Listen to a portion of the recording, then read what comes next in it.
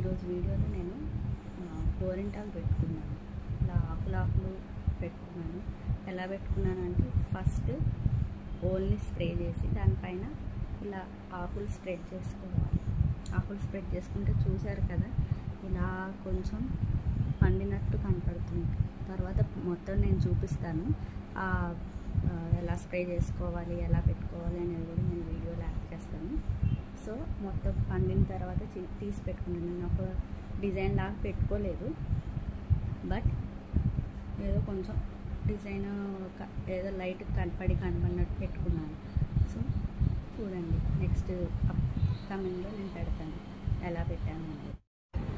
గోరింటాకు ఈ వేలో ట్రై చేయాలి అంటే లేతగా ఉన్న ఆకులు ఉంటాయి కదా, వాటిని కోసి వాటిని అతికిస్తే ఈజీగా అతుక్కుంటాయి హ్యాండ్కి. ముదిరిపోయిన ఆకులు ఏంటంటే అంత త్వరగా అతకవు, అంత త్వరగా రసం కూడా దిగవు అన్నమాట. సో లేత ఆకులు చూడండి, అవైతే బాగా అతుక్కుంటే బాగా ఈజీగా రసం అనేది దిగుతుంది.